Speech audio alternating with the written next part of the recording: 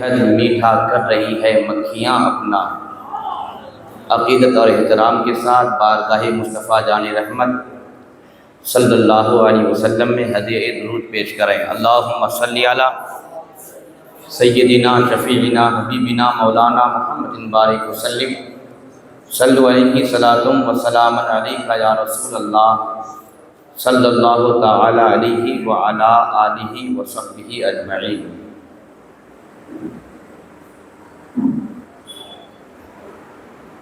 میں سب سے پہلے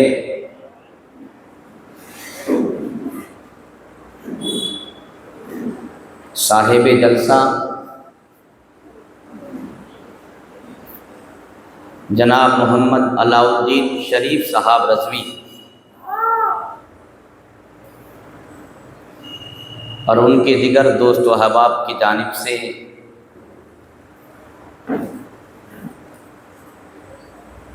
چودہ سو 45واں نیا اسلامی سال کی مبارکبادی پیش کرتا ہوں۔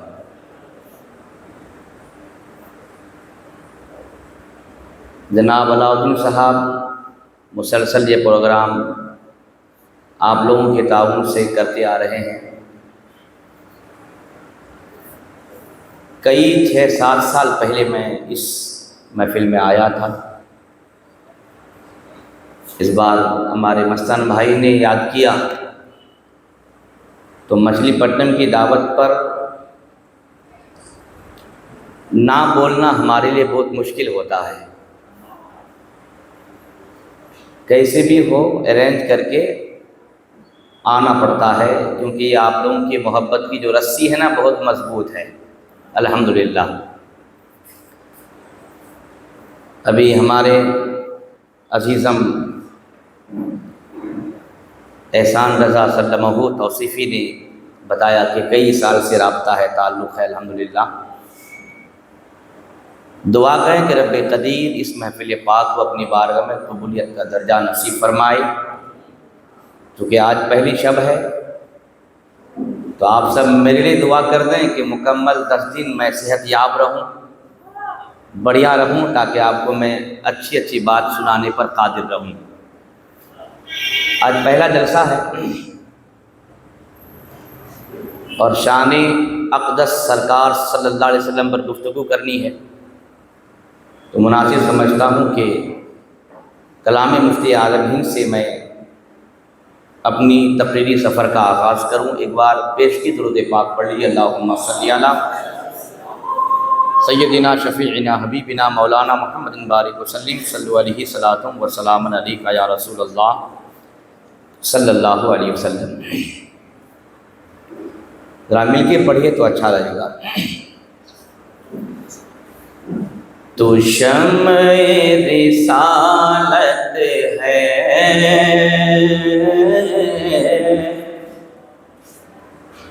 عالم تیرا پروانہ، تو شمع رسالت ہے، عالم تیرا پروانہ، تو ماہ نبوت ہے، اے جلوے جانانا، تو ماہ نبوت ہے، اے جلوے جانانا، جو ساقی کوثر کے چہرے سے نقاب اٹھے۔ ہمارے حضور صلی اللہ علیہ وسلم کے چہرے پر 70,000 نقاب ہیں۔ سبحان اللہ بولیے، کتنے؟ ہاں، معراج کی رات میں جبریل امین 70,000 دائیں طرف اور 70,000 بائیں طرف، ٹوٹل 1,24,000 فرشتوں کو لے کر جلوس کی شکل میں مسجد حرام سے حضور صلی اللہ علیہ وسلم کا معراج والا سفر مسجد اقصیٰ کی جانب شروع ہو رہا ہے جلوس کی شکل میں۔ 70,000 فرشتے دائیں طرف تھے، 70,000 بائیں طرف تھے۔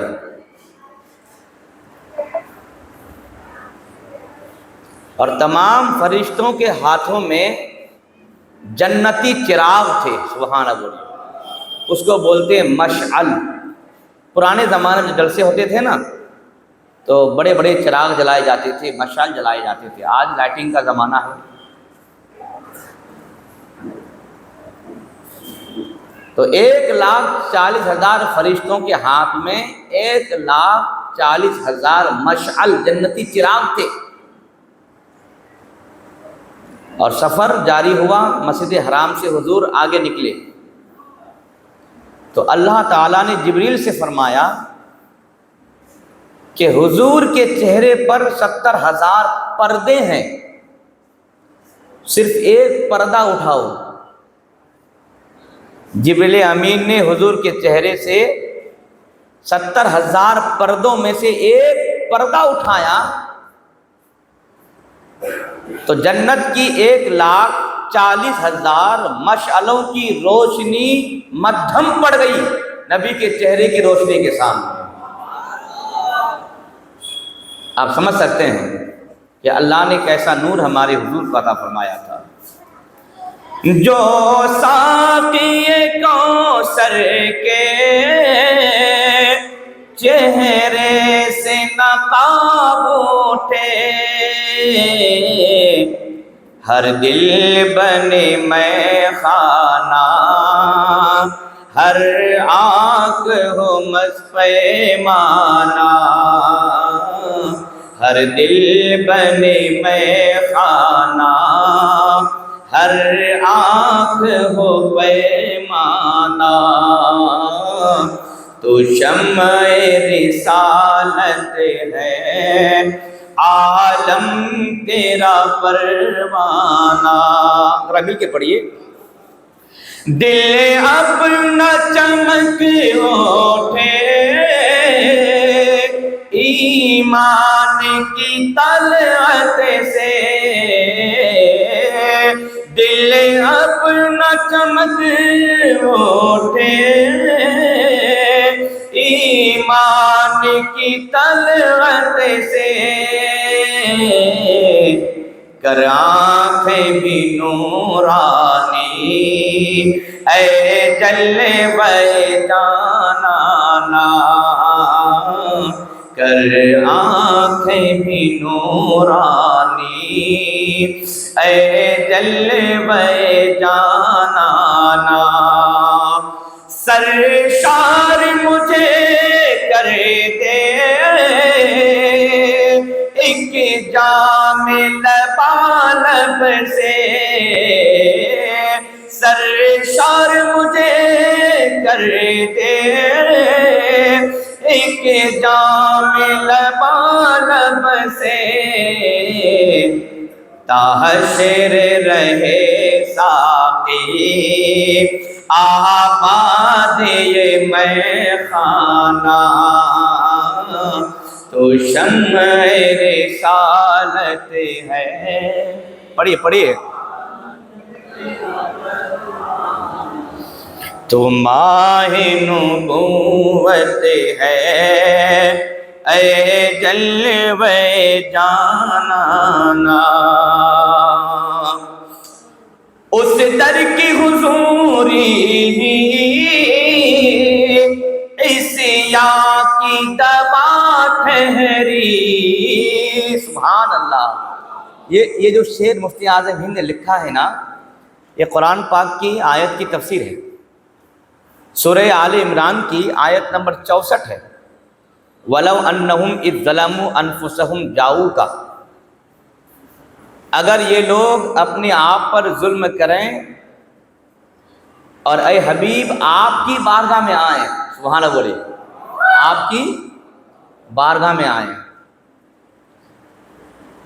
پوری آیت میں اللہ نے یہی بتایا ہے کہ آپ کی بارگاہ میں آئیں اور اللہ سے مغفرت چاہیں اور آپ بھی اس کے لیے مغفرت چاہیں تو اللہ تعالیٰ کو آپ بہت زیادہ توبہ قبول کرنے والا پائیں گے۔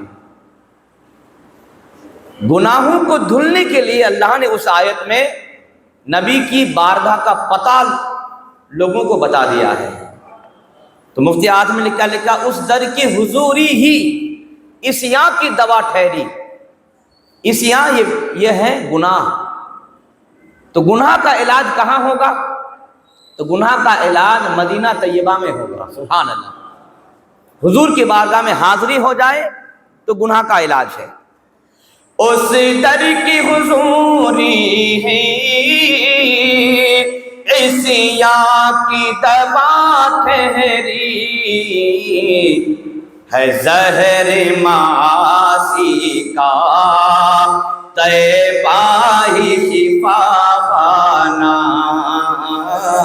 تو شمع رسالت ہے عالم تیرا پروانہ، ہر پھول میں بو تیری،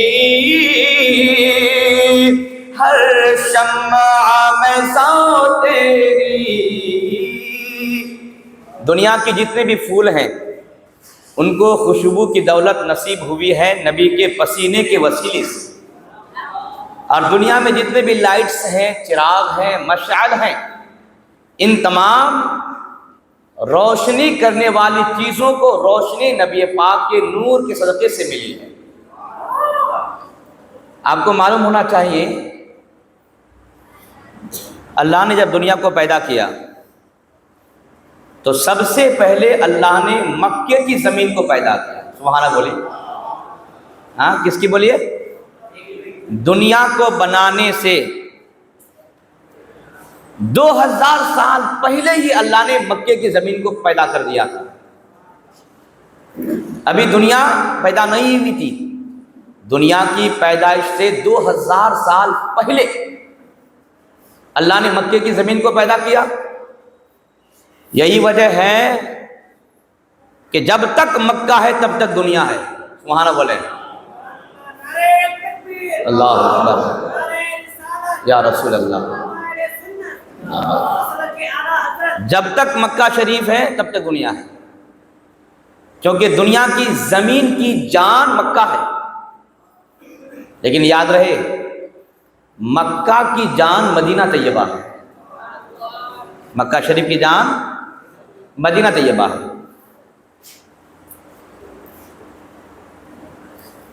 دنیا میں جہاں جہاں بھی نہریں ہیں، دریا وغیرہ ہے، یہ سب جاری مکہ شریف سے ہے، اور دنیا کے تمام انسان جو آباد ہیں یہ سب آباد مدینہ شریف سے ہے۔ اب مدینہ نہیں تو پھر مکہ نہیں، اس لیے دنیا کو جو وجود ملی ہے وہ صدقہ میرے آقا کا ہے۔ مفتی اعظم فرماتے ہیں ہر پھول میں بو تیری، ہر شمع میں سو تیری، بلبل ہے تیرا بلبل، پروانہ ہے پروانہ، تو شمع رسالت ہے عالم تیرا پروانہ، تو ماہ نبوت ہے اے جلوہ جانانا، پیتے ہیں تیرے در کا، کھاتے ہیں تیرے در کا۔ سبحان اللہ سبحان اللہ، اللہ اکبر یا رسول اللہ۔ اور امام عشق و محبت نے کہا کہ یہ اعلیٰ حضرت کے بیٹے ہیں اور انہوں نے بھی عقیدہ بیان کیا، اور امام عشق و محبت نے بھی اسی عقیدہ کو بیان کیا ہے۔ کون دیتا ہے دینے کو منہ چاہیے، دینے والا ہے سچا ہمارا نبی. اور اسی کی عکاسی ان کے چھوٹے بیٹے مفتی اعظم نے کہا ہے، پیتے ہیں تیرے در کا، کھاتے ہیں تیرے در کا،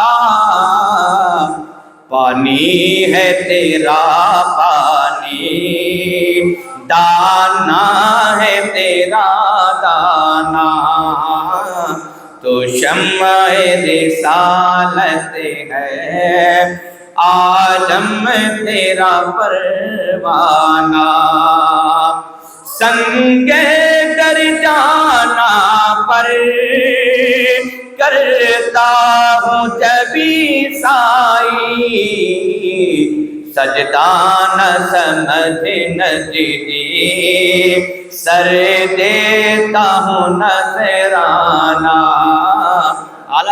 مفتی اعظم نے ایک بہت بڑے فتویٰ کو آپ نے اس شعر میں بیان کر دیا ہے. یہ وہابی اہل حدیث لوگ جو ہیں وہ ہمارے حضور کی بارگاہ میں حاضری دینے کو ناجائز کہتے ہیں. بولیے معاذ اللہ. ہاں، وہابی اہل حدیث، کیونکہ وہابیوں اور اہل حدیث کا جو سب سے بڑا مولوی ہے اس کا نام ہے ابن تیمیہ.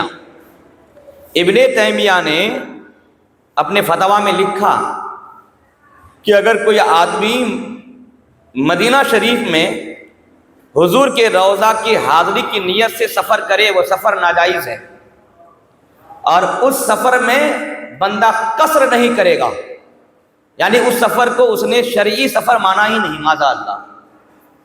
اور اس زمانے کے بڑے بڑے علماء کرام نے اس پر فتویٰ لکھا کہ ابن تیمیہ کافر ہے، اور جو بھی اس کو مانے گا وہ سب کافر ہوگا.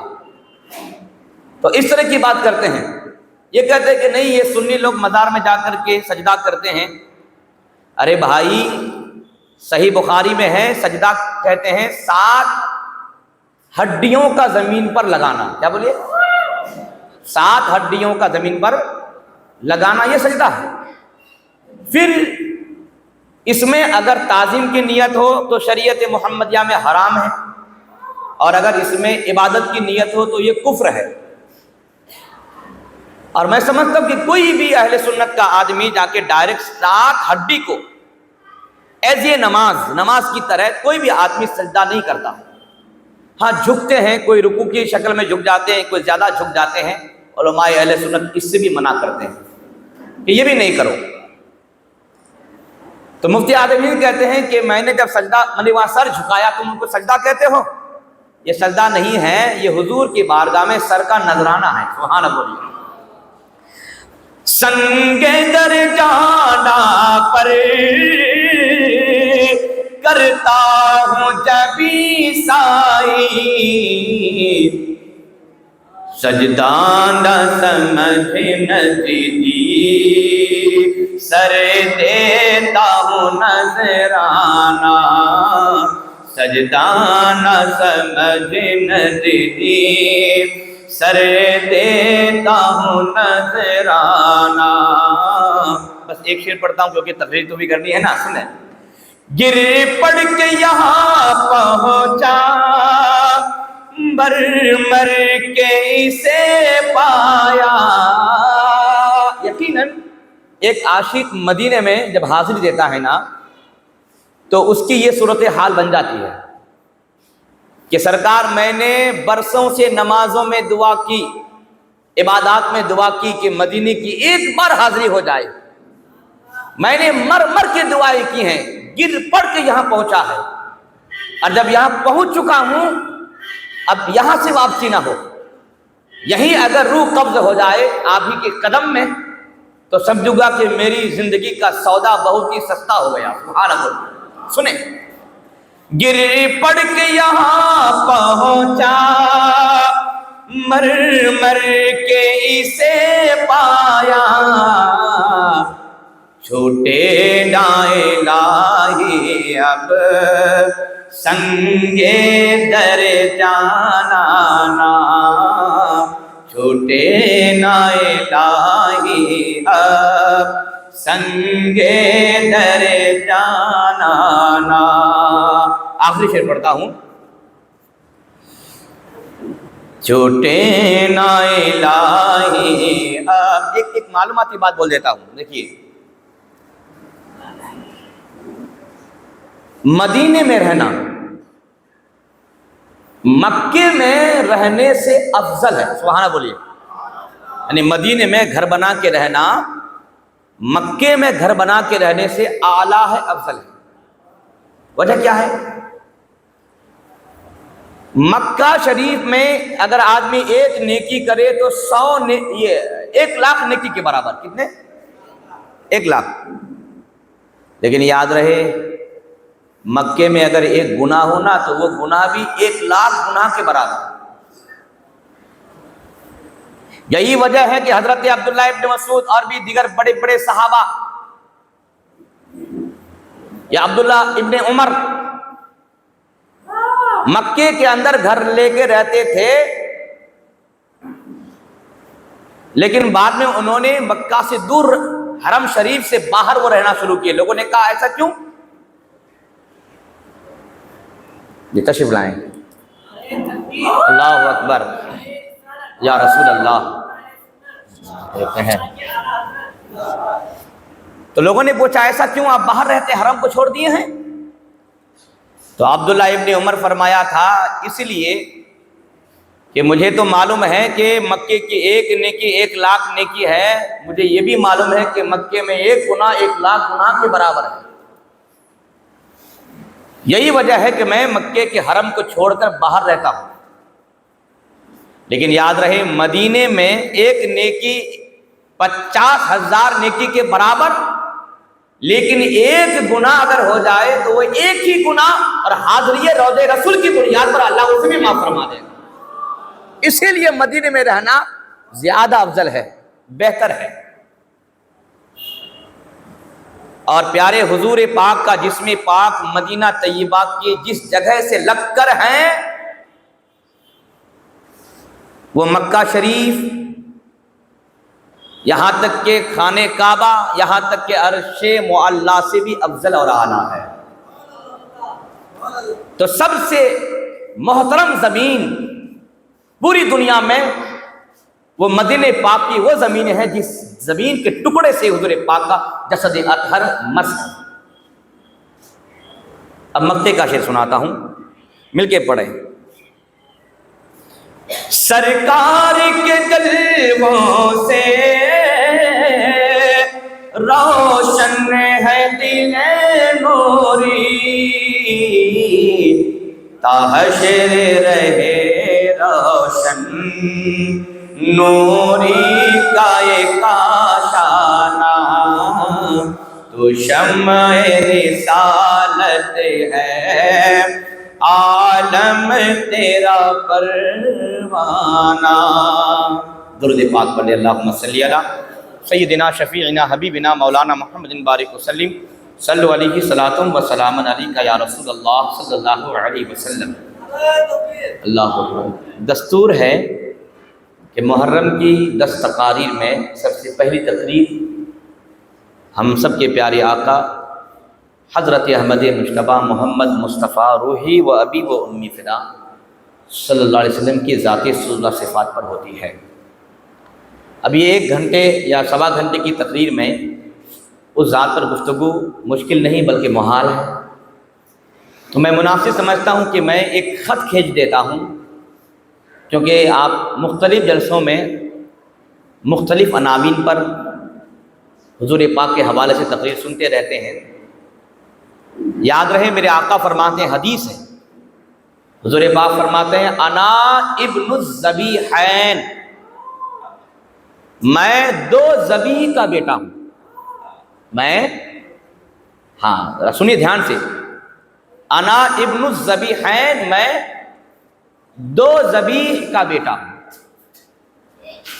ایک ہے اسماعیل ذبیح اللہ اور ایک ہے عبداللہ ذبیح اللہ۔ میں 2 ذبیح کا بیٹا ہوں۔ یاد رہے غالباً حضرت ابراہیم کی 80 سال عمر ہے،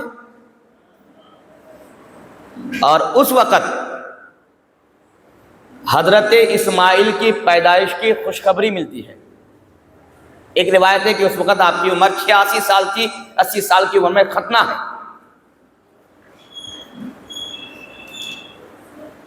اور جب آپ کی عمر 99 ایئرس اولڈ آپ جب تھے، اس وقت حضرت سارہ کے پیٹ سے حضرت اسحاق علیہ السلام پیدا ہوئے. دونوں کے بیچ میں تقریباً 13 سال کا فرق ہے. تو اس حساب سے جب آپ کی عمر 86 سال تھی تب حضرت اسماعیل پیدا ہوئے. اور آپ نے ابھی قربانی میں حضرت اسماعیل و ابراہیم پر ہمارے خطبہ سے ائمہ حضرات سے سماعت کر لیے ہوں گے.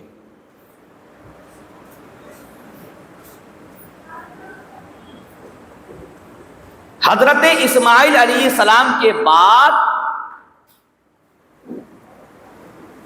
آپ کی اولاد میں کوئی بھی نبی نہیں. اخیر میں میرے آقا صلی اللہ علیہ وسلم آپ ہی کی اولاد سے نبی ہوئے. سبحان اللہ بولیے. ہاں. اور حضرت اسحاق کے بیٹے یعقوب ہیں، تو ادھر سے وہ نہر جاری ہوئی اور ادھر بہت سارے انبیاء کرام آئے. حضرت موسیٰ، حضرت عیسیٰ روح اللہ ادھر ہی سے ہیں. اس لیے میرے آقا نے فرمایا کہ میرے باپ حضرت اسماعیل، اور دادا کو بھی باپ کہا جاتا ہے، اسی لیے جب لوگوں نے صحابہ نے پوچھا کہ سرکار یہ قربانی کیا ہے، تو حضور نے فرمایا تھا نا کہ یہ تمہارے باپ حضرت ابراہیم کی سنت ہے، تو دادا کو بھی باپ کہا جاتا ہے. اسی لیے میرے آقا نے فرمایا کہ میں 2 ذبیح کا بیٹا ہوں، یعنی میرے آبا و اجداد میں 2 ذبیح گزرے ہیں. ایک ذبیح حضرت اسماعیل ہیں کہ ان کی جان بخشی کے طور پر اللہ نے جنت سے دمبا بھیجا تھا، لیکن براہ راست میں جن کا بیٹا ہوں ان کا نام حضرت عبداللہ ہے، اور ان کی جان بخشی کے لیے اللہ نے 100 اونٹ کی قربانی قبول فرمائی. سبحان اللہ بولے. کتنی بولیے؟ 100 اونٹ کی قربانی. اور حضرت اسماعیل کی جان بخشی ایک جنتی دمبا. اور اس جنتی دمبا کے تعلق سے تفسیر میں آیا کہ وہ 40 سال تک جنت میں، جنت کے باغات میں، جنت کی گھاس وہ دمبا چرتا رہا. اور ایک روایت یہ ہے کہ نہیں، وہ جنتی جانور نہیں تھا بلکہ جنت کے اندر بلا کر کے اس کی پرورش کی گئی، 40 سال وہ بھی گھاس کھایا. اس طرح کی 2 روایت ہے. لیکن یاد رہے، ایک دمبا ایک آدمی کے لیے کفایت کرتا ہے، ایک آدمی کی قربانی ہے. لیکن حضور کے ابا کی جان بخشی 100 اونٹ سے، اور 100 اونٹ کو اگر دمبوں پہ لے کے آئیں گے تو تقریباً 700 دمبے ہوں گے. کتنے بولیے؟ کتنے؟ 700 دمبے. ہمارے حضور پاک کے دادا جناب حضرت عبد المطلب نے خدائے پاک سے دعا اور وعدہ کی تھی کہ مولا تبارک و تعالیٰ اگر تو مجھے جوان مرد ہیکل 10 بیٹے عطا فرما دے تو ایک بیٹے کی قربانی میں تیری بارگاہ میں پیش کر دوں گا. جو ذرا باہر بیٹھے ہیں اندر آ جائیے، کرسیاں خالی ہیں. نہیں اگر وہاں آرام ہے تو ٹھیک ہے، لیکن کرسیاں سامنے خالی ہے. خیر، جب 10 بیٹے جواں اور تواں ہو گئے تو آپ نے 10 بیٹوں کو بلا کر کے اپنے وعدے کا اظہار کیا کہ میں نے اپنے اللہ سے وعدہ کیا ہے کہ ایک کی قربانی کروں گا. تمہاری کیا رائے ہے؟ تمام 10 بیٹوں نے سر تسلیم خم کیا اور کہا کہ آپ کی مرضی، جسے آپ چن لیں، منتخب کر لیں، ہم خدا کی بارگاہ میں اپنی جان دینے کے لیے تیار ہیں. نعرہ تکبیر، نعرہ رسالت، جشن شہید اعظم حضرت علامہ مفتی رفیق عالم مصباحی. نعرہ تکبیر. ماشاءاللہ.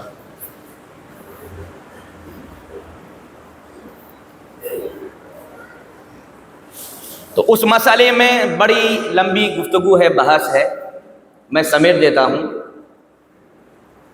کہ قرآن اندازی کے ذریعہ سے جناب حضرت عبداللہ کا نام کئی دفعہ آیا کہ انہی کی قربانی ہوگی، اونٹوں کی قربانی نہیں ہوگی۔ 10 بار قرآن اندازی کرنے کے بعد 10ویں بار جناب حضرت عبداللہ کے نام آیا، لیکن عبد المطلب ماننے کے لیے تیار نہیں۔ آپ کہتے ہیں کہ نہیں، 3 بار قرآن اندازی کرو، تینوں بار اگر نام انہی کا آئے تب جا کر کے میں اس قرآن کو مانوں گا۔ کرم تھا خدا کا کہ تینوں بار حضرت عبداللہ کے نام قرآن آیا، ان کے بدلے 100 اونٹوں کے نام قرآن آیا، اور 100 اونٹوں کی قربانی حضرت عبداللہ کی جان بخشی پر کی گئی۔ اس لیے میرے آقا نے فرمایا حدیث میں، انا ابن الذبیحین، میں 2 ذبیح کا بیٹا ہوں۔ وہ بھی ذبیح اللہ تھے، یہ بھی ذبیح اللہ تھے۔ وہ ذبیح اللہ ایسے کہ خدا نے ان کی قربانی طلب کی تھی، اور یہ ذبیح اللہ ایسے کہ خود باپ نے اپنے بیٹے کی قربانی کا وعدہ رب سے کر لیا تھا۔ یہ فرق ہے صرف، لیکن 1-2 نہیں، 100 اونٹ کی قربانی ہوئی حضرت عبداللہ کے نام پر۔ نبی پاک صاحب الاولاق صلی اللہ تعالی علیہ وسلم انہی دونوں باپوں کی طرف منسوب کرتے ہوئے اپنے آپ کو انا ابن الذبیحین فرمایا۔ ہاشمی رضا مسجد میں جب 10-12 روزہ پروگرام ہوتا ہے تو آپ تو سنتے ہیں پوری تفصیل۔ سرکار اعلی حضرت نے حضور کو یتیم کہنے سے منع فرمایا۔ کوئی آدمی ڈائریکٹ یتیم کہے تو آپ نے فرمایا یہ کفر ہے۔ ابھی ایک دیوبندی کا بہت بڑا مولوی ارشد مدنی، اس نے کہہ دیا کہ وہ ایک مکے کا یتیم جس کا باپ نہیں، ماں نہیں، دادا نہیں، وغیرہ وغیرہ اس طرح کی بات کہا وہ، تو اسی پر علماء اہل سنت نے گرفت کی اور سرکار اعلیٰ حضرت کا فتویٰ بتایا کہ ڈائریکٹ یتیم کہنا یہ کفر ہے۔ کیوں؟ جب حضرت عبداللہ انتقال کیے، حضور ماں کے پیٹ میں تھے، تو جبریل امین نے رب سے کہا تھا پروردگار آج تیرا محبوب یتیم ہو گیا، تو رب نے فرمایا تھا نہیں نہیں، میں اس کا حامی ہوں، میں اس کا ناصر ہوں۔ سبحان اللہ۔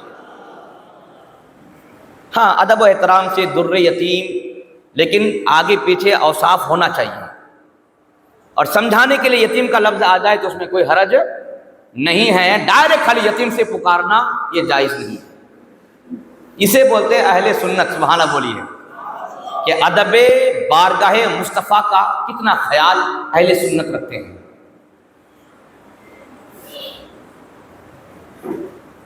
لوگ کہتے ہیں کہ عبداللہ کے انتقال کے بعد پرورش جناب عبد المطلب نے کی، اور جناب عبد المطلب کے انتقال کے بعد لوگ کیا کہتے ہیں کہ جناب ابو طالب نے حضور کی پرورش کی۔ ظاہری طور پر جناب ابو طالب نے ظاہری طور پر حضور کی پرورش کی ہے، لیکن حقیقی طور پر حضور نے جناب ابو طالب اور ان کے آل کی پرورش فرمائی ہے۔ اہل سنت کا عقیدہ ہے، اور اہل سنت میں علماء کی اکثریت اس جانب ہے کہ جناب ابو طالب کی وفات ایمان پر نہیں ہوئی ہے، کفر پر ان کی موت ہوئی ہے، لیکن سرکار اعلی حضرت نے مطلع القمرین میں لکھ دیا کہ ان کا نام احترام سے لیا جائے، ڈائریکٹ ابو طالب نہیں، جناب ابو طالب وغیرہ کہا جائے، کیونکہ انہوں نے حضور کی بے شمار خدمتیں کی۔ اور صحیح بخاری کی حدیث پاک ہے، حضرت عباس بن عبد المطلب نبی پاک کے چچا ہی راوی ہیں، وہ خود کہتے ہیں کہ میں نے حضور سے پوچھا کہ جناب ابو طالب نے آپ کی معیت میں، آپ کی حمیت میں دشمنوں سے لڑائیاں کی ہیں، آپ نے ان کو کیا فائدہ پہنچایا؟ میرے آقا فرماتے ہیں وجدت فی غمرۃ من الزحزاء کا لفظ آیا ہے کہ میں نے جہنم کے نچلے گڑھے میں ان کو پایا اور اٹھا کر کے میں آج اس کو اوپر کر دیا ہوں، اور جناب ابو طالب کی جوتیاں صرف جہنم کے اندر ہیں، تو جہنم سے وہ آزاد نہیں ہے۔ لیکن جو شیعہ رافضی لوگ ہیں اور اہل سنت کے وہ علماء جو شیعوں اور رافضیوں سے ذرا اٹھنا بیٹھنا رکھتے ہیں، ایسے لوگ کچھ بہک گئے اور انہوں نے آج ایک نیا تماشا کھڑا کر دیا ہے۔ خیر آپ کا شہر تو صاف ستھرا ہے، میں ایک ایسے شہر میں رہتا ہوں کہ وہ شہر صاف ستھرا نہیں ہے، وہ ہے بنگلور۔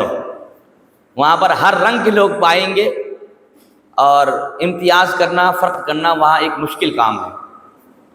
تو وہاں پر ابھی شیعوں اور رافضیوں کا قبضہ ہو گیا ہے، سنی علماء کو بھی اپنے طرف راغب کر لیے ہیں، کچھ علماء ہیں جو ڈٹے ہوئے ہیں، لڑ رہے ہیں ان لوگوں کے ساتھ، بہت کام ہے، یہ سب چل رہا ہے آج کل وہاں پر۔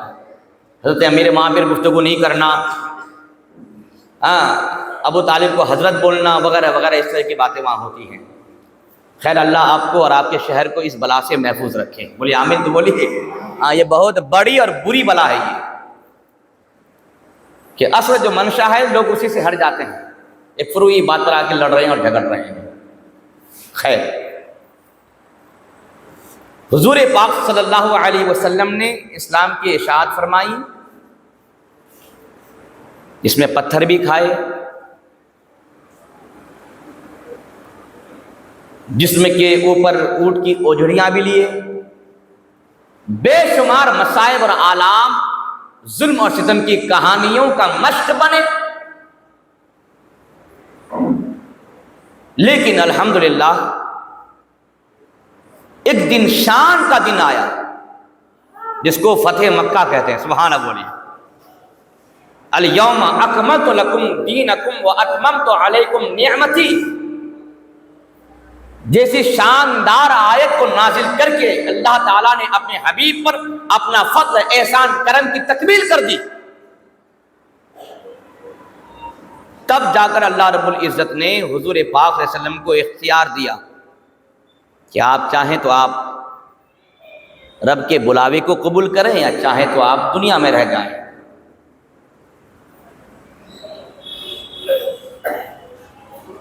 پوری زندگی سمجھنا ہے تو قرآن سمجھیں، قرآن پڑھیں۔ سرکار حضرت عائشہ صدیقہ سے پوچھا گیا تھا آپ کے اخلاق کے تعلق سے، تو آپ نے فرمایا تھا کہ آپ کا اخلاق قرآن ہے۔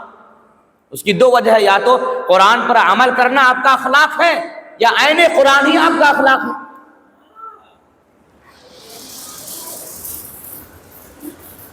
اتنے مصائب، اتنے آلام، اتنی پریشانیاں جھیل کر کے انہوں نے اسلام کی روشنیاں ہمارے گھروں تک پہنچائی ہیں، کہ آج 15ویں صدی چل رہی ہے اور آج بھی ہمارا گھر نور اسلام سے جگمگا رہا ہے۔ تو اس حوالے سے حق بنتا ہے کہ حضور کے کچھ حقوق امت پر ہوں۔ علامہ قاضی ایاز علی رحمانی شفا شریف میں حضور کے حقوق امت پر کیا ہیں اس تعلق سے ایک خاکہ تیار فرمایا، اور تقریباً 8 کالم پر انہوں نے بات کی ہے کہ امت پر حضور کے حقوق ہیں۔ ارے بھائی، ہم اور آپ بے حس ہیں تو بے خبر ہیں، ہم کو حضور کی محبت کی اہمیت نہیں معلوم، حالانکہ قرآن نے واضح طور پر کہہ دیا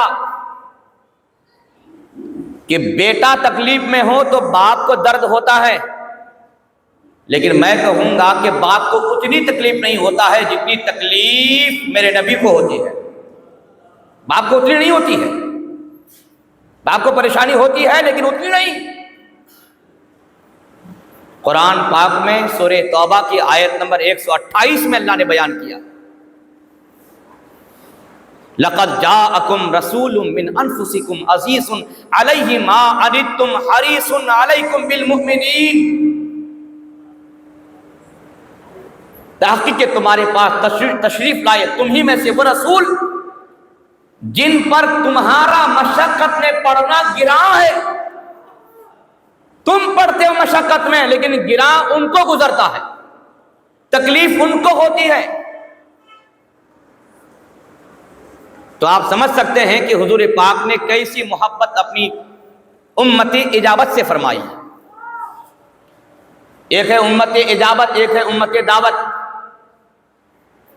جو لوگ مسلمان ہیں، صحیح العقیدہ ہیں، وہ ہے امت اجابت، اور باقی سب جتنے بھی کافر ہیں، مشرک ہیں، بدعتی ہیں، جو بھی ہیں، وہ سب ہیں امت دعوت۔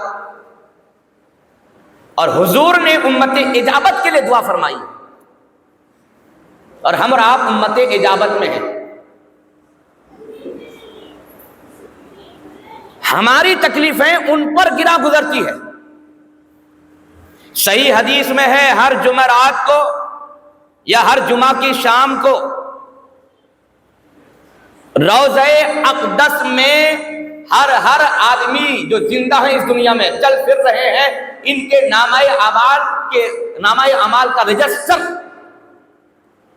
یا نامہ اعمال یا اعمال کا رجسٹر حضور کو دکھائے جاتے ہیں۔ ہم کیا سمجھتے ہیں کہ ہم نے بھائی چھپ کر کے گناہ کر لیا؟ مرنے کے بعد سب سے پہلے جس پیغمبر کو منہ دکھانا ہے، ویکلی ہمارے اعمال ان کے نگاہوں میں پیش ہوتے ہیں، اور حضور دیکھتے ہیں کہ ہاں فلانا مولانا غلام حیدر، ان کا نامہ اعمال آیا ہے آج۔ جب دیکھتے ہیں کہ انہوں نے نیکیاں کی ہیں تو حضور کی روح خوش ہو جاتی ہے، سبحان اللہ بولیے۔ اگر دیکھتے ہیں کہ انہوں نے نیکیاں نہیں کیے، گناہ کیے ہیں، تو حضور کی روح غم زدہ ہو جاتی ہے۔ اور صحیح حدیث میں ہے کہ ماں باپ کو بھی یہی کام ماں باپ کو بھی دکھائے جاتے ہیں۔ ہم اور آپ کیا کرتے ہیں کہ بھائی چھپ کے گناہ کرتے ہیں، ماں باپ کو معلوم نہ ہو۔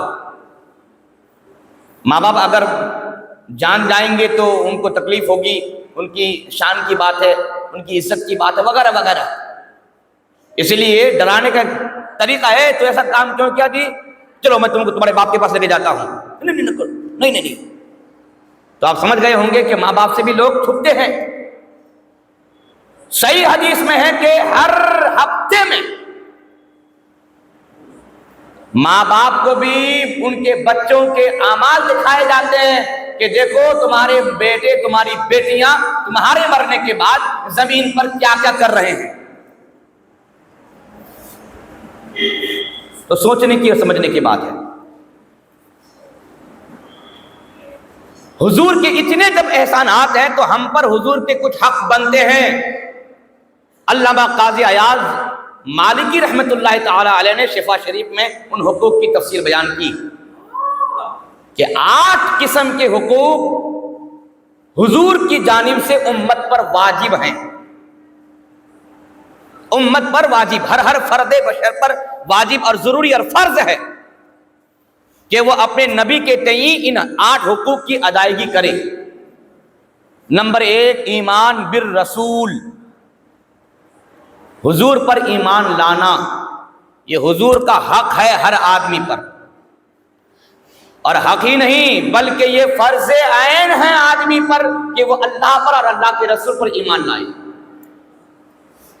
کیونکہ اللہ اور اللہ کے رسول کے بغیر کوئی آدمی مومن نہیں ہو سکتا۔ پوری زندگی آدمی توحید کا جھنڈا اپنے ہاتھ میں لے اور اس کا ایک ہاتھ رسالت کے جھنڈے سے خالی رہے تو وہ آدمی قیامت تک مومن نہیں بن سکتا ہے، جب تک کہ دونوں ہاتھ میں جھنڈا توحید و رسالت نہ ہو۔ رسول اللہ پر ایمان لائے بغیر کوئی آدمی مومن نہیں ہو سکتا ہے۔ سورہ فتح اور آیت نمبر 13 ہے، 13 سورہ فتح کی آیت نمبر ہے، وَمَن لَمْ يُؤْمِن بِاللَّهِ وَرَسُولِهِ فَإِنَّا أَعْتَدْنَا لِلْكَافِرِينَ سعیرا، یا عذاباً سعیرا، یا سعیرا۔ اور جس نے اللہ پر اور اللہ کے رسول پر ایمان نہیں لایا تو بے شک ہم نے تیار کر رکھا ہے کافروں کے لیے بھڑکتی ہوئی آگ۔ تو اس آیت پاک میں اللہ نے بتا دیا کہ اللہ پر اور اللہ کے رسول پر ایمان لانا ہوگا، اور جس نے دامن رسول نہیں پکڑا وہ کافر ہے، اور ہم نے اس کے لیے بھڑکتی ہوئی آگ تیار کر رکھی ہے۔ یہی وجہ ہے کہ کلمہ طیب پڑھیے تو لا الہ الا اللہ پر سانس نہیں ٹوٹتا. لا الہ الا اللہ محمد الرسول اللہ، یہ ہے کلمہ طیب، اور اس کے بغیر کوئی مومن مسلمان نہیں.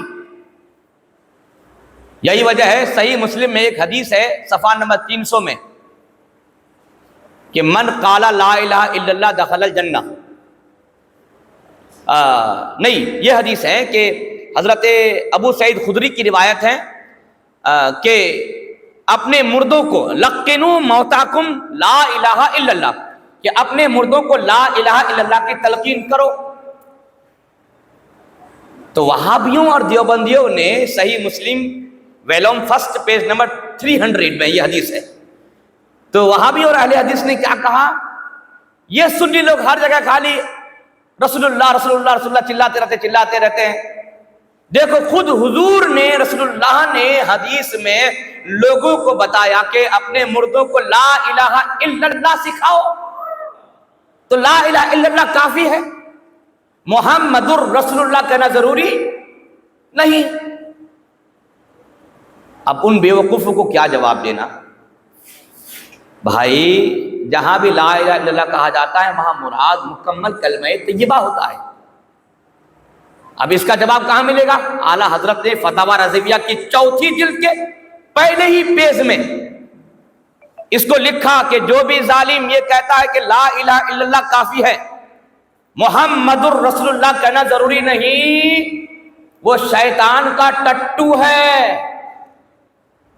اور مرنے والے کو شیطان کے حملے سے وہ بچانا نہیں چاہتا. اس کے بعد اعلیٰ حضرت نے تحقیق پیش کی کہ مجمع بحار الانوار میں صاحب کتاب نے لکھا کہ المراد بلا الہ الا اللہ الشہادتان، کہ لا الہ الا اللہ سے دونوں گواہی مراد ہے، گواہی توحید اور گواہی رسالت، دونوں مراد ہے، یعنی مکمل کلمہ طیبہ مراد ہے.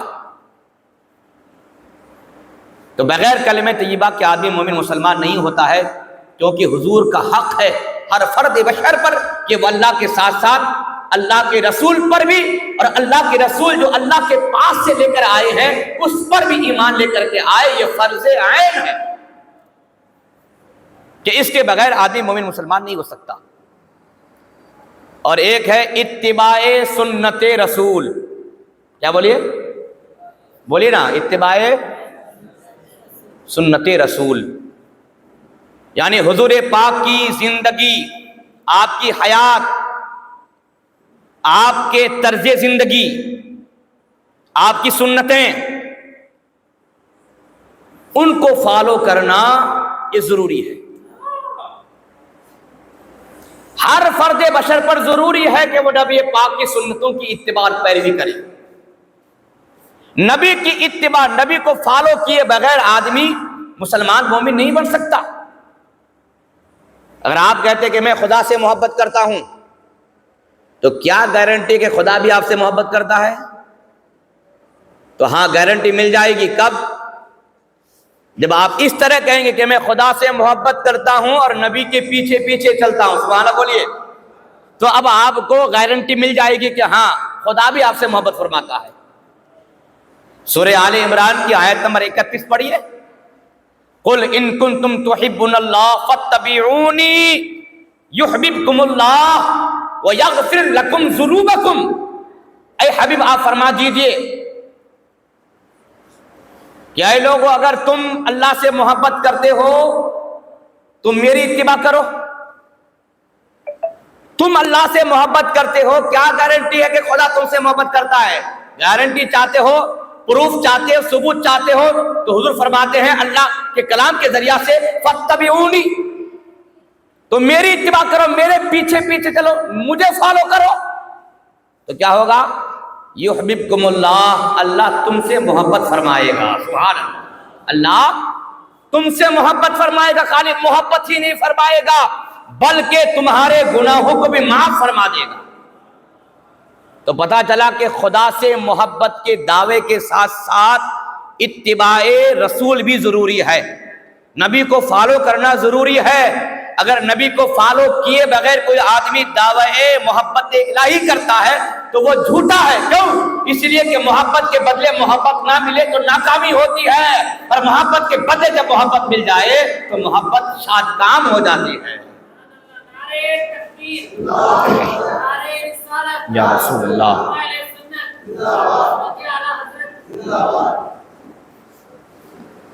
اب اتباع سنت رسول کی شان کیا ہے جانتے ہیں؟ صحیح بخاری کی حدیث، حضرت ابو بکر صدیق اپنی صاحبزادی حضرت عائشہ کو کہتے ہیں، بیٹی بتاؤ تو وفات رسول کے موقع پر حضور پاک صلی اللہ علیہ وسلم کو کفن کتنے کپڑے کے دیے گئے اور حضور کی وفات کس دن ہوئی؟ محققین نے اس کی وضاحت کی صاحب کہ عین وفات کے موقع پر یا ایک دو دن پہلے ابو بکر صدیق کا اپنی بیٹی کو بلا کر کے اس طرح پوچھنے کا مطلب کیا ہے؟ جس کی وضاحت یہ ہے، وہ چاہتے تھے کہ میں نے پوری زندگی جب نبی پاک کو فالو کیا، نقوش ہائے قدم مصطفیٰ کو اپنی زندگی کا شعار بنایا، اور آج میں مرنے لگا ہوں، انتقال کرنے لگا ہوں، کوچ کرنے لگا ہوں، تو خواہش یہ ہے جو جتنے کپڑے حضور کو ملے اتنے مجھے بھی مل جائیں. سبحان اللہ. اور خواہش یہ بھی ہے کہ جس دن آپ کی وفات ہوئی اس دن مجھے بھی وفات مل جائے، تاکہ کپڑوں کی تعداد اور وقت وفات میں مشابہت اور سنت رسول کی اتباع اور پیروی ہو جائے. یہ ہے سنت رسول کی اتباع اور پیروی. اور ایک ہے اطاعت رسول. بات یاد آئی، مشکات المصابیح میں یہ حدیث پاک ہے جو میں نے درس میں کئی دفعہ بچوں کو پڑھا دی. الحمدللہ حضرت ابو ہریرہ کا گزر کچھ لوگوں کے پاس سے ہو رہا ہے، صحیح حدیث ہے. اور وہ لوگ دسترخوان سجائے ہوئے تھے اور مسلم بکرا رکھا ہوا تھا. عرب کا یہ سسٹم ہے، دیکھتے ہیں نا کہ پورے اونٹ کو ذبح کر کے پورے اونٹ کو ہی مسلم بنا لیتے ہیں وہ لوگ. دعوت دی ابو ہریرہ آؤ دسترخوان میں شرکت کر لوں.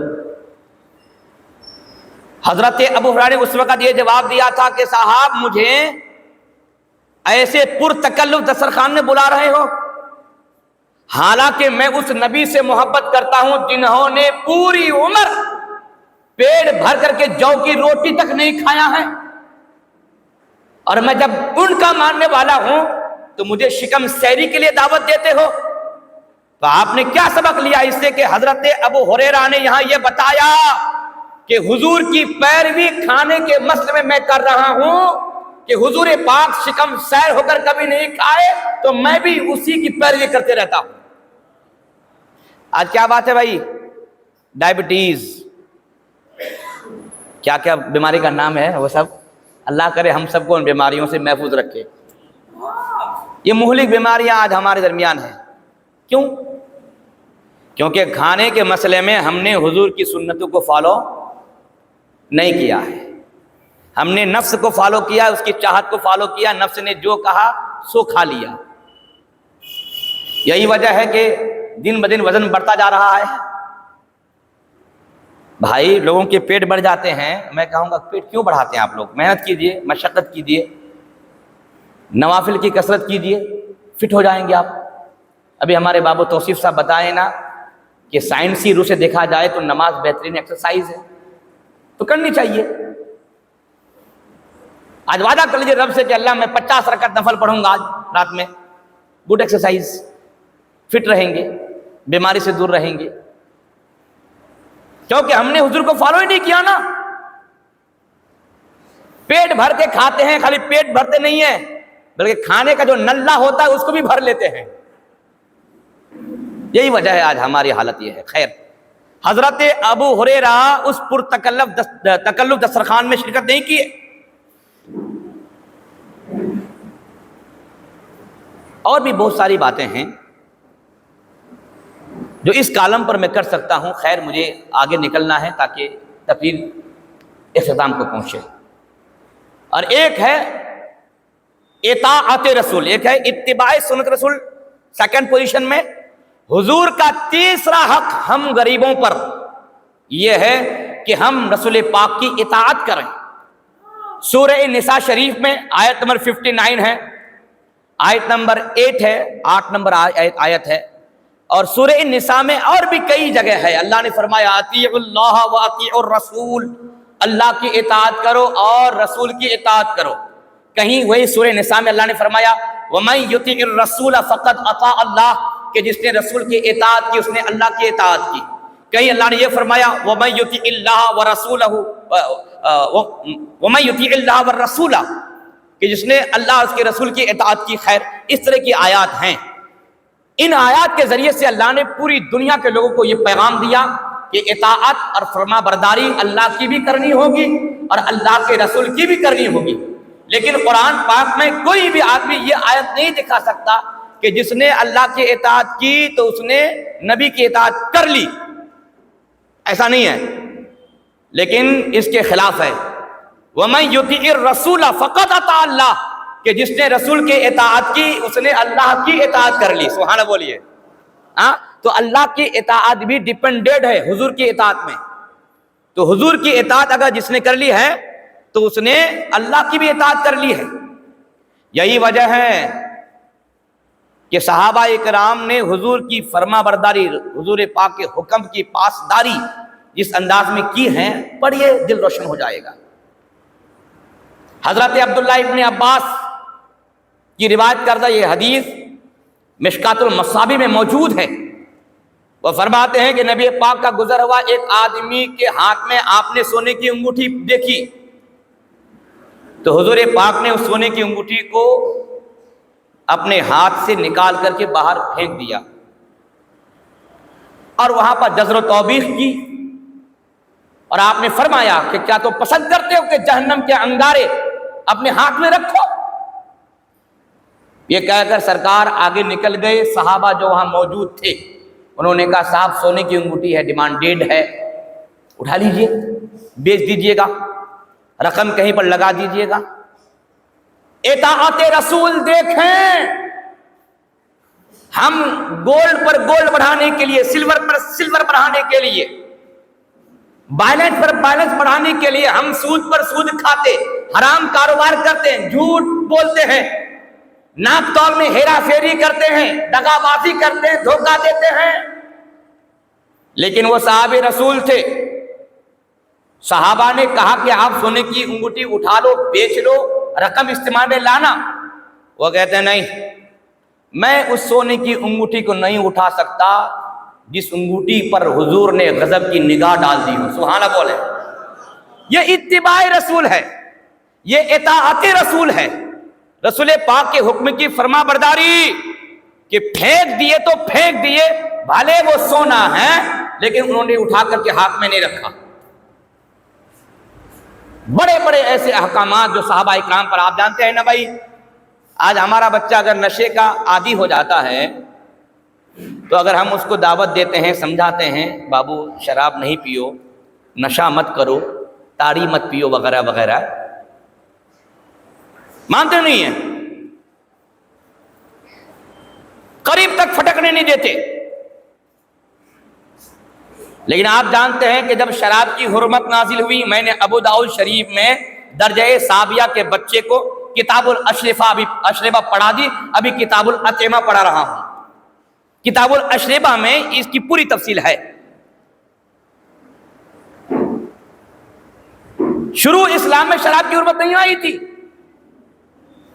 دھیرے دھیرے شراب کو حرام کیا گیا. کیوں؟ وجہ کیا ہے؟ کیونکہ جو لوگ مسلمان ہو رہے تھے ان کا ماضی شراب میں گزرا ہے. اچانک شریعت نے حکم نہیں دیا. جب صحابہ اکرام نے صحبت مصطفیٰ کی برکتیں حاصل کر لی اور صحابہ کا ایمان اچھا خاصا مضبوط ہو گیا اور دل میں اطاعت مصطفیٰ کو وہ جگہ مل گئی کہ اب جو بھی حکم دیا جائے گا سر بھی کٹانا پڑے تو کٹا دے گا، حکم مصطفیٰ کی عدولی نہیں کرے گا۔ جب یہ اسپرٹ پیدا ہوئی تب جا کر اللہ نے شراب کو باضابطہ طور پر حرام کیا ہے۔ اور فَهَلْ أَنْتُمْ مُنْتَهُونَ یہ قرآن پاک میں ہے۔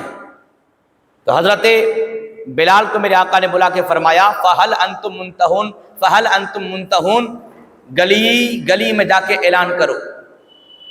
صحابہ کہتے ہیں بلال نے خالی اتنا اعلان کیا کہ آج شراب حرام ہے، تو ہم شراب پی رہے تھے، حکم مصطفیٰ ہم نے سنا، ہاتھوں سے جام و سبو ہم نے توڑ ڈالے۔ سبحان اللہ بولیے، اسے بولتے ہیں اطاعت، کہ حضور نے اعلان کر دیا، بات ختم۔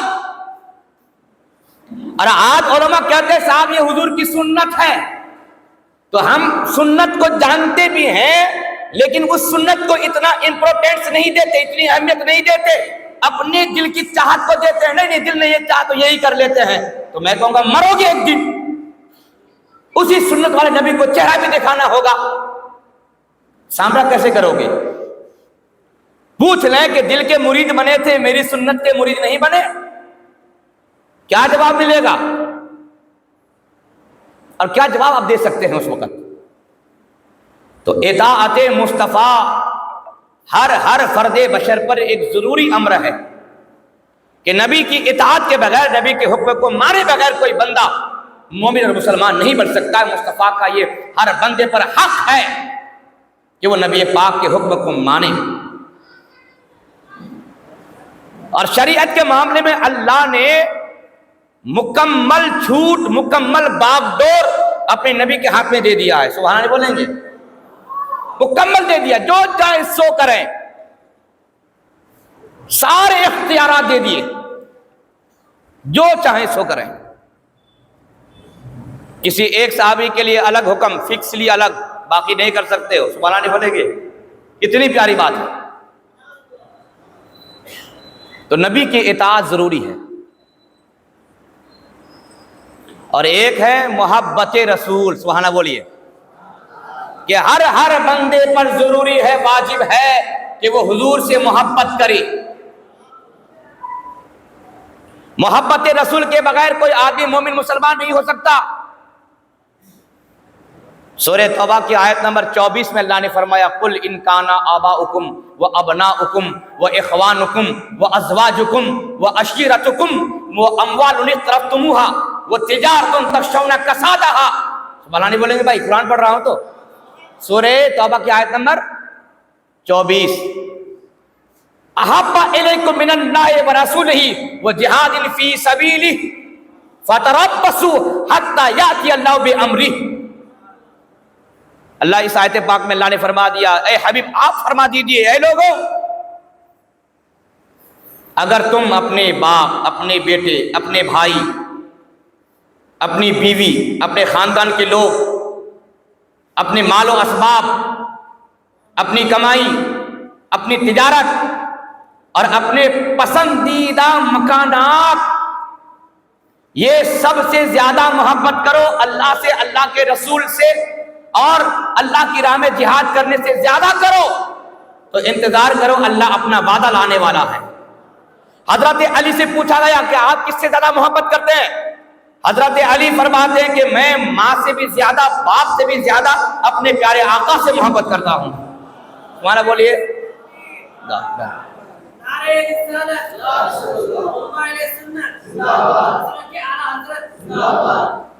سب سے زیادہ محبت حضور سے ہونی چاہیے،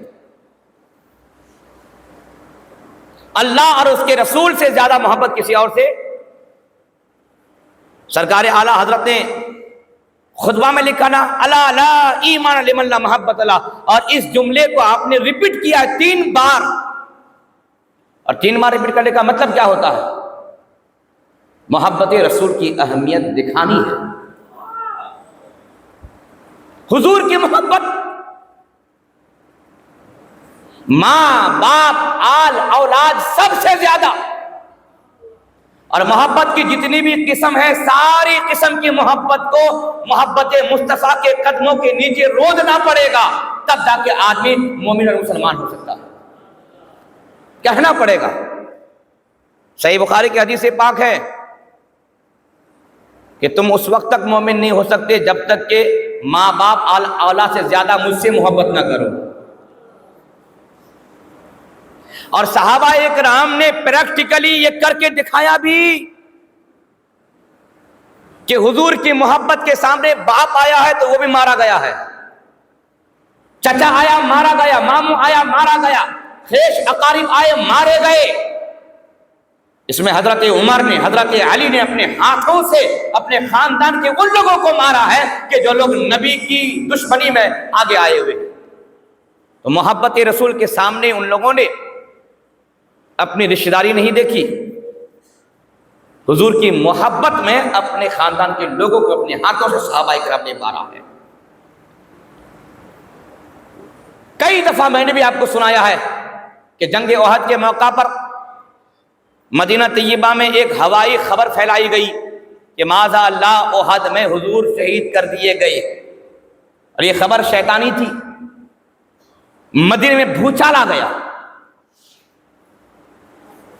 مرد عورت خواتین چھوٹے بڑے سب حیران اور ششدر ہیں، پاؤں تلے زمین کھسک گئی، حضور شہید ہو گئے۔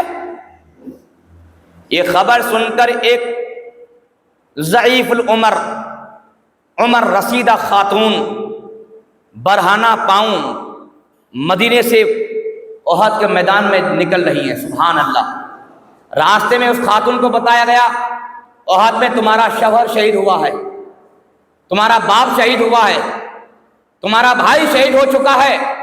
بھائی، باپ، بھائی، بہن، بیٹی، شوہر، یہ محبتیں انسان کے لیے زنجیر ثابت ہوتی ہیں، لیکن وہ خاتون رکتی نہیں ہے۔ وہ خاتون یہ کہتی ہے صحیح ہے باپ شہید ہو گئے، بھائی شہید ہو گئے، میرا شوہر شہید ہو گیا، کوئی بات نہیں، مجھے یہ بتاؤ کہ حضور کی حالت کیسی ہے۔ سمانا ہے بڑی، مجھے بتاؤ کہ حضور کی حالت کیسی ہے۔ ایسے موقع پر ایک صاحب نے کہا کہ تمہاری چاہت کے مطابق حضور بخیر و عافیت ہیں۔ کہتی ہے نہیں صاحب، میں نہیں ماننے والی، جب تک کہ نبی کا چہرہ نہیں دیکھ لیتی میں خاموش نہیں بیٹھوں گی۔ اسی درمیان نبی پاک کا رخ زیبا جب اس خاتون کے چہرے میں کے سامنے آتا ہے، خاتون کہتے یا رسول اللہ آپ کو دیکھ لی ہوں، دنیا کی ساری مصیبتیں ہیج ہیں۔ یہ محبت ہے، یہ ہے محبت رسول کہ سب سے زیادہ اپنے حضور سے محبت کرنا ہے، اور محبت کا یہ تقاضا ہے کہ ہم ان کی زندگی کو فالو کریں۔ آج ہمارے نوجوان بچوں کو دیکھیے آپ، یہ بال کیسے کاٹتے ہیں، آڑے ٹیڑے جیسا چاہا بال کاٹا، کیا کیا بال کٹ آیا ہے وہ سب نام بھی ہم لوگ نہیں جانتے ہیں۔ سیلون میں وہ سب لسٹ لٹکا رہتا ہے نا، لسٹ لٹکی رہتی ہے، کیا کیا وہ سب بال بناتے ہیں۔ آج کل کیا کرتے ہیں، بال ادھر بنا لیا، پھر اس میں بلیڈ سے جو ہے نا اس میں پھر وہ نشان بناتے ہیں، ایسے کر کے، پھر ایسے کر کے نشان بناتے ہیں۔ آپ سنیں گے تو ہنسیں گے۔ ہمارے حضور کے زمانے میں جب جانوروں کی منڈی لگتی تھی، کیا بولے، جانوروں کی جب منڈی لگتی تھی تو یہ جانور کس آدمی کے ہیں، یہ جانور کس آدمی کے ہیں، تو فرق کرنے کے لیے اس میں مارک لگاتے تھے۔ کیا لگاتے تھے؟ مارک لگاتے تھے۔ کیسے؟ وہی اس طرح سے بلیڈ سے جو ہے نا اس طریقے سے کھروچ کر کے وہ مارک لگایا کرتے تھے۔ تو جو جانوروں میں چلتا تھا آج ہمارے بچے اپنے سروں میں کرتے ہیں، اسی لیے دو ٹانگ کا انسان دکھتا ہے، کردار کا جانور دکھتا۔ غلط بول رہا ہوں میں کہ کردار کا جانور ہے، دکھنے میں انسان ہے۔ مسلمان کیا کرتے ہیں آج؟ جو رات میں لیٹ سوئیں گے تو وہ ہے educated and upper class family. Hello, سوئے نہیں اب تک؟ نہیں صاحب، ہم لوگ تو 12 بجے رات کا کھانا کھاتے ہیں، 2 بجے سوتے ہیں۔ اٹھتے کب ہو؟ صبح 10 بجے اٹھتے ہیں۔ تو یہ کیا ہو گیا، ہماری اور آپ کی سوچ کے مطابق وہ higher and upper class family. لیکن آپ اگر سنیں گے تو آپ کو ہنسی آئے گی، وہ کتے جیسی فیملی ہے. کیا بولیے؟ تو آپ بولے بنگلور سے مولانا آئے اور کیسی بری بات بول دی ہے. نہیں صاحب، میں کتاب میں پڑھا ہوں، کتا رات میں جلدی سوتا نہیں ہے. انسان سو جاتے ہیں، کتے بھوکتے رہتے ہیں رات بھر، اور جب فجر کا وقت ہوتا ہے نا تو کتا ٹانگ پھیلا کے سو جاتا ہے. جب فجر کا وقت ہے کتا ٹانگ پھیلا کے سوتا ہے آرام سے. تو آپ نے دیکھ لیا نا کہ پورے کتے کی زندگی آج مسلمانوں نے اپنی زندگی میں شامل کر دیا ہے. غلط بول رہا ہوں میں؟ یہ کتے کی زندگی گزارتے ہیں. میرے آقا ارشاد فرماتے ہیں کہ شام میں جلدی کھا لو، عشاء کی نماز پڑھنے کے پہلے یا پڑھنے کے بعد پھر جلدی سو جاؤ تاکہ فجر کے لیے تم اچھی طریقے سے بیدار ہو جاؤ. لوگ کہتے ہیں حضرت تعویذ دیجئے نا، تعویذ دیجئے نا، روزی روٹی نہیں چل رہی آج. کیا بھی نہیں، کیا بھی دھندا نہیں، کیا بھی کام نہیں. حدیث میں آیا کہ فجر کی نماز کے وقت اللہ تعالیٰ روزی کو بانٹتا ہے، اور جب روزی تقسیم ہوتی ہے اس وقت ٹانگ پھیلا کے اپنے گھروں میں سوتے ہو تو روزی کہاں سے ملے گی؟ فجر میں روزی کی تقسیم ہوتی ہے. اللہ تعالیٰ ڈے بائی ڈے بندوں کو جو روزی دیتا ہے نا، تو بانٹنے کا وقت فجر کا وقت ہے. سبحان اللہ نہیں بولیں گے بھائی؟ اب بانٹنے کے وقت حاضر ہے نہیں، اپنے گھروں میں ٹانگ پھیلا کے سو رہے ہیں، تو کیا آپ کو گھر میں لے جا کے کوئی حصہ دے گا؟ ایک نہیں 70 مولوی کا تعویذ گلے میں لٹکا لو، کوئی فائدہ پہنچنے والا نہیں ہے جب تک کہ آپ فجر کی نماز نہیں پڑھیں گے. سبحان اللہ بولے گے بھائی؟ تو وہی بات ہے، یعنی جو کتوں جیسی زندگی گزار رہا ہے وہ آج ہائی اینڈ اپر کلاس ہے. میں کہوں گا یہ ہائی اپر کلاس تجھے مبارک ہو، ہمیں یہ غریبی مبارک ہو. سبحان اللہ. ہم جلدی سوئیں گے، جلدی اٹھیں گے، فجر بھی پڑھیں گے. یہ ہے اطاعت رسول اور محبت رسول کا جذبہ. ایک ہے تعظیم رسول، یعنی حضور کی عزت کرنا، تعظیم کرنا. لوگ کہتے ہیں نہیں میری نماز کافی ہے، میرا روزہ کافی ہے، میرا حج کافی ہے، بس اور کیا بھی نہیں. میں کہوں گا بے وقوف ہو، تم نے قرآن پڑھا نہیں. سورہ فتح آیت نمبر 8 اور 9 کو پڑھ لو. رب ارشاد فرماتا ہے انا ارسلناک شاہدا ومبشرا ونذیرا. سبحان اللہ بولیے. لتؤمنوا باللہ ورسولہ وتعزروه وتوقروه وتسبحوه بکرة وأصیلا. پڑھو قرآن. اس آیت پاک میں اللہ فرماتا ہے بے شک ہم نے آپ کو شاہد اور نذیر بنا کر کے بھیجا ہے تاکہ اے لوگو تم ان پر ایمان لے کر کے آؤ. سبحان اللہ بولیے. تاکہ اے لوگو تم اللہ پر اور اللہ کے رسول پر ایمان لاؤ اور اللہ کے رسول کی تعظیم اور توقیر کرو اور صبح و شام اللہ کی تسبیح پڑھو. سبحان اللہ. سرکار اعلی حضرت محدث بریلوی اس آیت پاک کے تحت ارشاد فرماتے ہیں کہ رب قدیر نے لوگوں کو یہ پیغام اور سبق اور لیسن دیا ہے کہ تم اگر کہتے ہو کہ میں اللہ پر ایمان لایا ہوں، بات ابھی بھی نامکمل. تم اگر کہتے ہو کہ میں نمازیں پڑھتا ہوں، بات ابھی بھی نامکمل. جب تک کہ یہ بھی نہ کہہ دو کہ میں نبی کی تعظیم کرتا ہوں. اگر تم ایمان کا دعوے دار ہو تو یہ دعویٰ اب تک نامکمل ہے. کہتے ہو میں نمازیں پڑھتا ہوں، یہ دعویٰ بھی نامکمل ہے. دلیل تو دلیل. تمہارے ایمان کو، تمہاری نماز کو اللہ نے قبول کیا کہ نہیں کیا ہے؟ کہ بھائی قبول. ہاں بھائی قبولیت کی سند، قبولیت کی سرٹیفکیٹ اللہ نے اسی آیت میں لکھا ہے. کیا ہے؟ کہ نبی کی تعظیم کرو. سبحان اللہ. تو ایمان اسی کا قبول ہوگا، نمازیں اسی کی قبول ہوگی کہ جس کے دل میں نبی کی عزت ہو اور نبی کا احترام ہو، نبی کی تعظیم ہو. نبی کی عزت کے بغیر، نبی کی تعظیم کے بغیر کوئی مومن مسلمان بیچ میں رکھا بھائی. وَتُعَزِّرُوا وَتُعَقِّرُوا آیت کے مڈل میں ہے. آیت کے اسٹارٹنگ میں ایمان، آیت کے اینڈنگ میں ہے نماز، بیچ میں ہے تعظیم رسول. سبحان اللہ. کیونکہ رب جانتا تھا بہت لوگ ایمان کے دعوے دار ہوں گے، رب یہ بھی جانتا تھا بہت لوگ اپنی نمازیں لوگوں کو دکھا دکھا کر لوگوں کو راستے سے بھٹکائیں گے. اس لیے رب نے بیچ میں نبی کی تعظیم کو رکھ دیا کہ جب تک حضور کی تعظیم نہیں کرو گے نہ تمہارا ایمان مکمل ہوگا نہ تمہاری نماز اللہ کو قبول ہوگی. تو نبی کی تعظیم، بات سمیٹ رہا ہوں جو کہ وقت ہو گیا ہے، سمیٹ دے رہا ہوں بات. نبی کی تعظیم ضروری ہے اور نبی کی تعریف ضروری ہے. سبحان اللہ بولیے.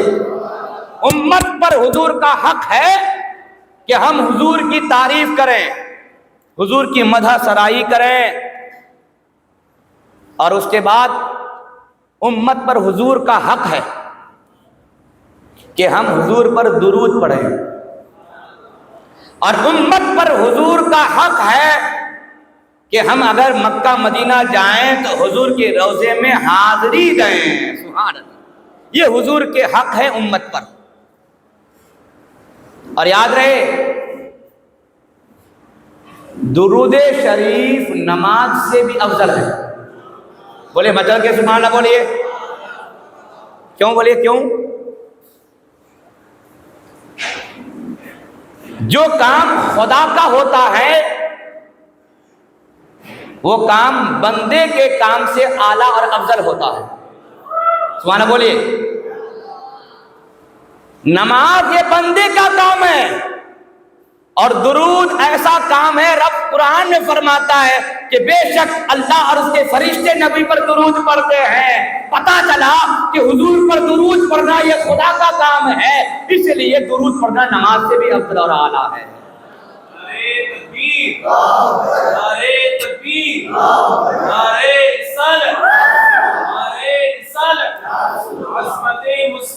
زندہ باد زندہ باد. تو یہ ہے درود کی فضیلت. کچھ لوگ کہتے ہیں صاحب حج کرنے کے لیے ہم جائیں گے لیکن مدینہ نہیں جائیں گے. کئی کو بولا قرآن میں حدیث میں حج کے سفر میں کہیں پر لکھا ہوا نہیں ہے کہ مدینہ جانا ضروری ہے. حج کے ارکان ہیں، حج کے فرائض ہیں، حج کے واجبات ہیں، کسی میں لکھ کے نہیں ہے کہ مدینہ جانا ہوگا. میں کہوں گا بے وقوف ہو تم. اگر اللہ تعالی حج کے کسی فرائض میں یا ارکان میں مدینے کی حاضری لکھ دیتا تو فرض سمجھ کر کے کوئی کافر بھی، کوئی بدعقیدہ بھی مدینے میں حاضری دیتا، لیکن اللہ کو یہ پسند نہیں ہے کہ فرض سمجھ کر کوئی مدینہ حاضری دے، بلکہ محبت جان کر مدینے میں حاضری دے. اس لیے اللہ نے نہ فرض کی کیٹیگری میں رکھا نہ واجب کی کیٹیگری میں رکھا.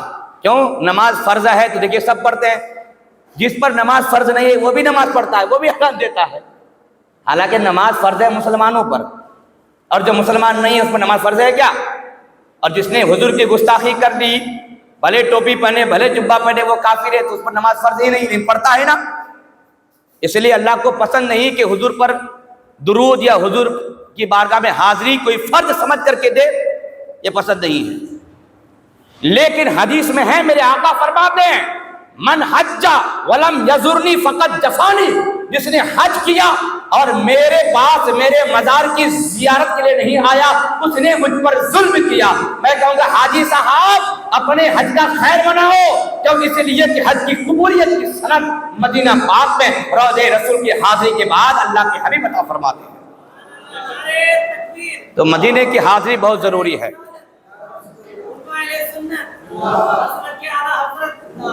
بس 2 منٹ میں بات ختم کر رہا ہوں.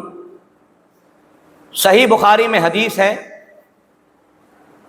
حضور پاک صلی اللہ علیہ وسلم کو ماہ سفر میں،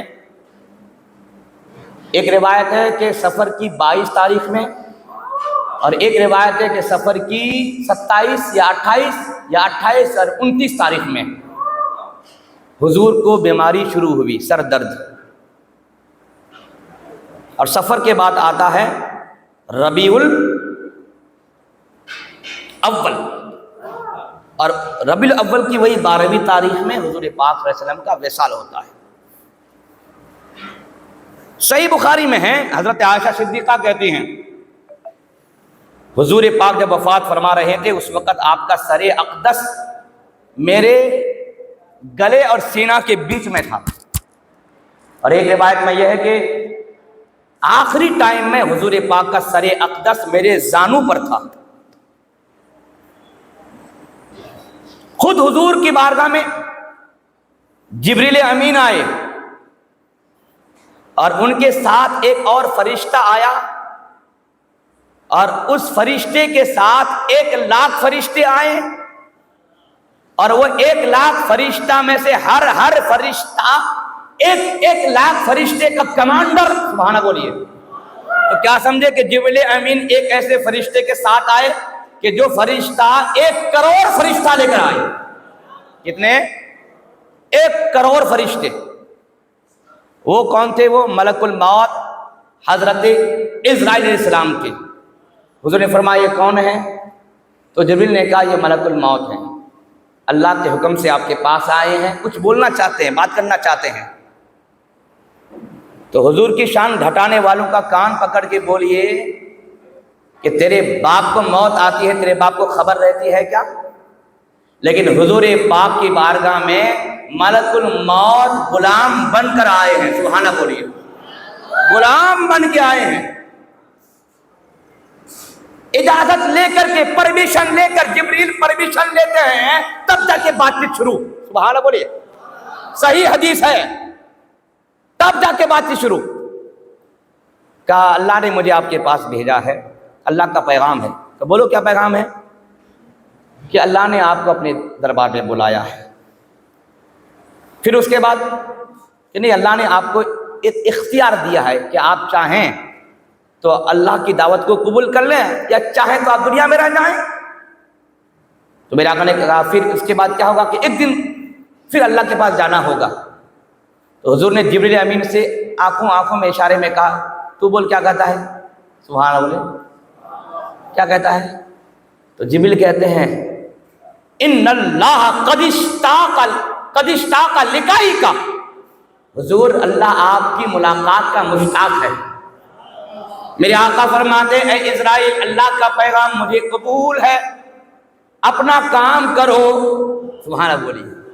جب میرے آقا نے اجازت دیا تب جا کر حضرت اسرائیل نے روح کو قبض کی۔ حضور پاک کے انتقال کے بعد صحابہ اکرام پریشان حال تھے۔ حضرت عثمان غنی، حضرت علی، حضرت عمر آپے سے باہر تھے۔ حضرت ابو بکر صدیق رضی اللہ عنہ جو سب سے زیادہ حضور سے محبت کرنے والے، لیکن وہ بدستور صحیح حالت میں تھے۔ انہوں نے سنبھالا صحابہ اکرام کو، انہوں نے قرآن کی آیتیں بتا کر صحابہ کو بتایا کہ حضور اللہ نہیں تھے، حضور اللہ کے بندے تھے، اور جو بندے ہوتے ہیں ان کو موت آئے گی، سبحان اللہ۔ جب انہوں نے لوگوں کو بتایا، صحابہ کو بتایا، تب صحابہ اکرام معمول پر آئے۔ لیکن یاد رہے سب سے زیادہ غم حضرت فاطمہ زہرا کو ہوا، سب سے زیادہ۔ حضور پاک صلی اللہ علیہ وسلم کی تدفین ہوئی، جنازے کی نماز ہوئی۔ جنازے کی نماز کے بارے میں اختلاف ہے، اعلیٰ حضرت نے لکھا، اس کی وضاحت کی۔ انشاءاللہ یہاں سے پھر میں کل کنٹینیو کروں گا، حضرت ابو بکر صدیق کی حیات جب شروع کروں گا نا تو یہیں سے لوں گا، کیونکہ آج وقت زیادہ ہو گیا۔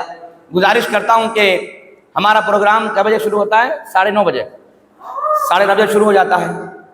تو اگر آپ لوگ پہلے 9:30 ہی کو آ جائیں تو میں 9:30 کو ہی بیٹھ جاؤں گا، تاکہ 1-1.5 گھنٹہ اگر آپ کو سننے کا موقع ملے۔ جو مطالعہ کرتا ہوں، دیکھیں آج میں بہت مطالعہ کیا تھا لیکن میں پورے وہ بیان کر نہیں سکا۔ آپ پہلے آ جائیں گے تو انشاءاللہ وہ بیان ہو جائے گا، علم میں اضافہ ہوگا۔ رب قدیر محفل پاک کو قبول فرمائے۔ السلام علیکم ورحمۃ اللہ وبرکاتہ۔